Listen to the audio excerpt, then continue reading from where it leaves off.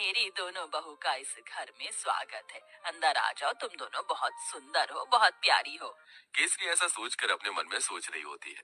अब मेरी दोनों बहू आ गई हैं, इस घर को अच्छे से संभाल लेंगी, जैसे कि मैंने संभाला है। ऊपर से अब ठंड में मुझे काम भी नहीं करना पड़ेगा। जैसा मैंने सोचा था उससे भी बहुत सुंदर है मेरा ससुराल। अपना ससुराल देखकर तो मुझे इतनी खुशी हो रही है कि बस क्या बताऊं। मेरी तो सारी ठंड भी भाग गई। यहाँ तो किसी चीज की कमी ही नहीं है। सच कहूँ तो बहुत सुंदर लग रहा है ससुराल। पहले तो मैंने बहुत गरीबी देखी है, लेकिन ससुराल में किसी चीज की कमी नहीं होगी क्योंकि सब बढ़िया है। दोनों बहू के चेहरे पर मुस्कान थी। तुम दोनों बहुत थक चुकी होगी और तुम्हें ठंड भी लग रही होगी। चलो, मैं तुम्हें तुम्हारे कमरे में छोड़ आती हूँ, उसके बाद तुम्हारी पहली रसोई की रस्म करेंगे। केसरी ऐसा कहकर अपनी दोनों बहू को उनके कमरे में लेकर जाती है, जहाँ दोनों बहू थोड़ी देर आराम करती हैं। कुछ ही देर में केसरी उनके पास आती है और उन्हें पहली रसोई की रस्म के लिए बुलाती है। तुम दोनों ने आराम तो कर ही लिया होगा, चलो पहली रसोई की रस्म भी कर लेते हैं। केसरी ऐसा कहने के बाद दोनों बहू को ठंड में रसोई में छोड़कर बाहर चली जाती है। थोड़ी ही देर में फिर से वो दोबारा आती है। मुझे माफ कर देना, मैं तो तुम्हें सामान निकाल कर देना ही भूल गई, अभी देती हूँ। केसरी रसोई में आकर एक कटोरी लेती है और उसमें 6 चम्मच चीनी डालती है, 2 गिलास दूध निकाल कर रख देती है और साथ में 2 कटोरी चावल निकाल के डोंगे में रख देती है। ये रहा सारा सामान। अब तुम अच्छी सी स्वादिष्ट खीर बनाकर सभी के लिए मीठे में लेकर आ जाना। केसरी इतना कहकर रसोई से बाहर चली जाती है और दोनों बहू एक दूसरे की तरफ देख रही होती है। लगता है माँ जी हमें कुछ ज्यादा ही भली समझ रही हैं। मुझे तो लगता है कि उन्हें ये लग रहा होगा कि हमें खाना बनाना ही नहीं आता। चलो, कोई बात नहीं, हम अपने हिसाब से बना लेते हैं। ज्यादा बनाएंगे ताकि रात को खाने को मिल जाए। खाने के बाद कुछ मीठा अच्छा लगता है। इस तरह आराध्या और राधिका दूध चीनी चावल निकाल कर ज्यादा सी खीर बना लेती हैं, जिसके बाद वो खीर परोसकर घर में सभी को देती हैं। बहुत अच्छी खीर बनाई है। वैसे ठंड में खीर अच्छी लगती है, लेकिन चलो खाना तो अच्छा बनाना आता है तुम्हें। कितनी अच्छी बात है, मेरी बहू तो बिल्कुल मेरे जैसी आई है, थोड़े सामान में ही अच्छा खाना बनाना।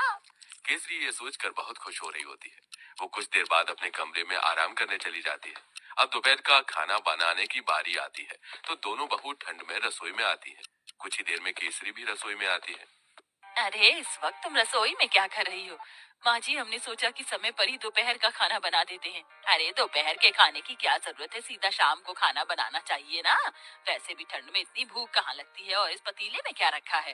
केसरी तब पतीले को देखती है तो उसके अंदर खीर होती है। हे भगवान, इतनी सारी खीर! तुम दोनों ने इतनी सारी खीर कैसे बना दी, जबकि मैंने तुम्हें सिर्फ 2 कटोरी चावल दिए थे, 2 गिलास दूध दिया था।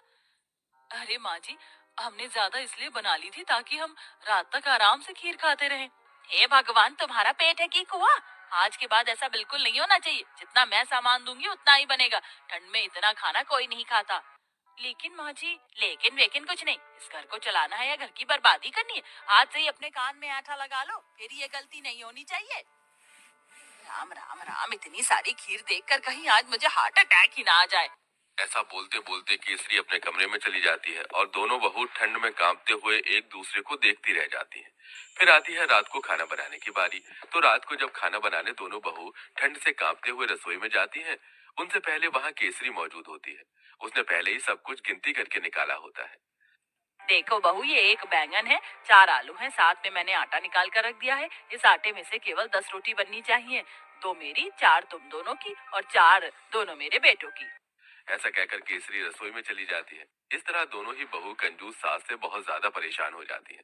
रोटी बनाते बनाते आखिरी में 10 रोटी के बाद एक लोई रह जाती है। दोनों बहू वो भी बना देती हैं। तो इस बात पर भी केसरी उन्हें खूब सारी बातें सुना रही होती है।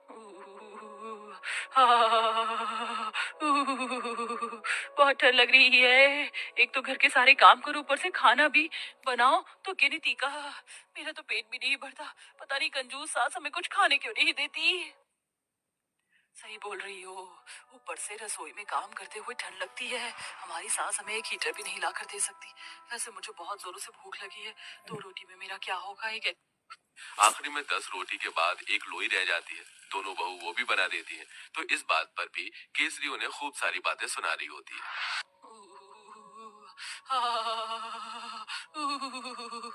बहुत ठंड लग रही है। एक तो घर के सारे काम करो, ऊपर से खाना भी बनाओ, तो गिनती का मेरा तो पेट भी नहीं भरता।